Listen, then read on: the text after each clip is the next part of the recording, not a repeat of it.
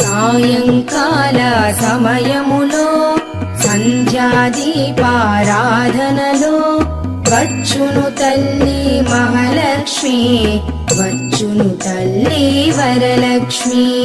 కాళ్లకు గజ్జెలు కట్టింది, మెడలో హారము వేసింది, పిలచిన వెంటనే పలికింది, అడిగినదంతా ఇచ్చింది.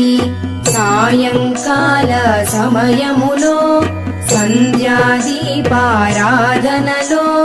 వచ్చును తల్లి మహాలక్ష్మి, వచ్చును తల్లి వరలక్ష్మి.